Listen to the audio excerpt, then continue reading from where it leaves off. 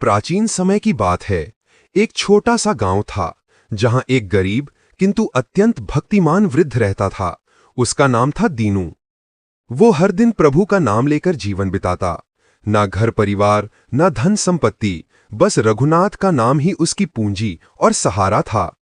गांव वाले उससे प्रेम भी करते थे, परंतु उसकी गरीबी देखकर अक्सर चिंता भी होती। दीनू रोज सुबह नदी के किनारे बैठकर भगवान से कहता, प्रभु, जब तक जीवित हूं आपकी भक्ति करूंगा और मर जाऊं तो मेरा दास संस्कार आप ही कर देना। गांव वाले ये सुनकर हंसते, अरे बाबा, भगवान दास संस्कार करने आएंगे क्या? पर दीनू का विश्वास अटूट था, मेरा राम आएगा, जरूर आएगा। एक दिन दीनू ने शरीर त्याग दिया। एक दिन अचानक दीनू ने प्रभु नाम लेते लेते प्राण त्याग दिए। सारा गांव स्तब्ध था, क्योंकि वो अकेला था। उसका अंतिम संस्कार कौन करे? लोगों ने सोचा कि सब मिलकर कर देंगे, पर किसी के पास समय नहीं था। सब अपने अपने कामों में व्यस्त हो गए और उसका शरीर अकेला पड़ा रहा। दोपहर का समय था। तभी सफेद वस्त्र पहने, तेज मुख वाला 7-8 वर्ष का एक सुंदर बालक गांव में आया। उसके चेहरे पर अद्भुत चमक थी, पर कोई उसे पहचानता नहीं था।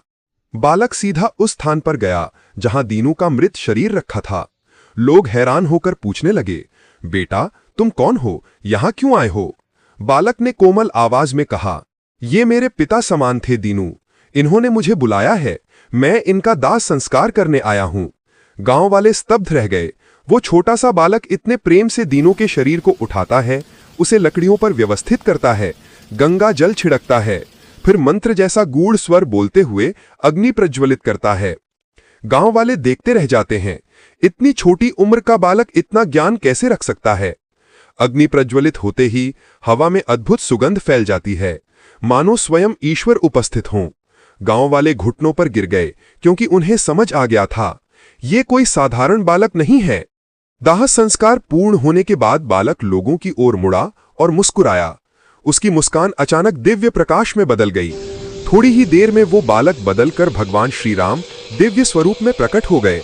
उन्होंने कहा, मेरे भक्त ने जीवन भर मुझ पर विश्वास रखा, मैं उसे मृत्यु के बाद भी अकेला कैसे छोड़ देता? भक्त का कर्तव्य भगवान का कर्तव्य बन जाता है। गांव वाले रो पड़े और भगवान ने आशीर्वाद देकर अंतर्धान हो गए। वृंदावन की गलियों में सुबह सुबह हवा में माखन की मीठी खुशबू तैर रही थी। नंद बाबा के घर की गोपियां जैसे रोज बड़े प्यार से माखन मथ रही थी। उधर कान्हा की आंखों में चमक थी। अरे वाह, आज तो जरूर माखन खाना है। वे चुपके से अपने बाल सखा सुबल और बलराम के साथ गोपियों के घर पहुंच गए। गोपियां दरवाजे पर खड़ी होकर बातों में लगी थी और कान्हा को यही मौका मिल गया। कान्हा ने हल्की मुस्कान दी और बोला, चलो आज की चोरी शुरू। वो धीरे धीरे घड़े के पास पहुंचे, ऊपर चढ़े और माखन का एक बड़ा सा गोला निकालकर बोले, वाह, यही तो मेरा असली प्यार है। इतने में गोपियां पीछे मुड़ी और बोली, अरे ये तो कन्हैया है।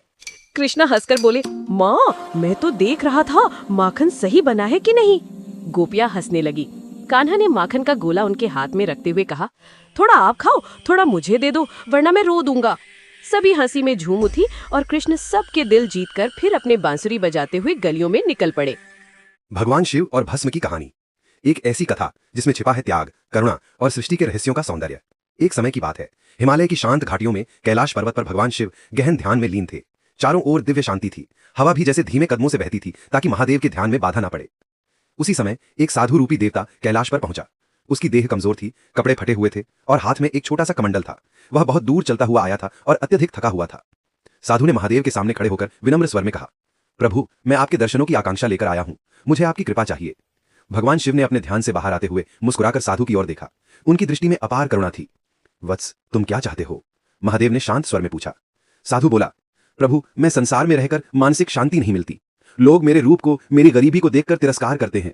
मैं चाहता हूं कि मुझे ऐसा वरदान मिले जिससे कोई भी मुझे देखकर अभिमान न करे, न सुंदरता पर, न धन पर, न देह पर।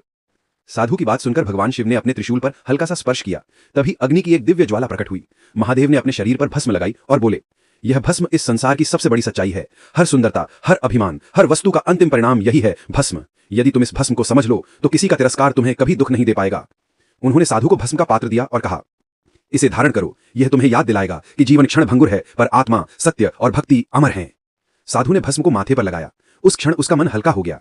उसे ऐसा लगा जैसे सारा भार, सारी पीड़ा, सारी चिंता जलकर राख हो गई हो। साधु ने भाव विभोर होकर कहा, महादेव, आज मैंने जीवन का सार समझ लिया। आप ही सृष्टि हैं, आप ही संहार हैं और आप ही शांति हैं। भगवान शिव ने आशीर्वाद स्वरूप मुस्कुराया। हवा में हल्की डमरू की ध्वनि गूंज उठी और वातावरण फिर से ध्यान की नीरवता में खो गया। और इस प्रकार भस्मधारी महादेव ने संसार को सिखाया कि रूप और वैभव क्षणिक हैं, पर ज्ञान और विनम्रता ही सच्ची संपत्ति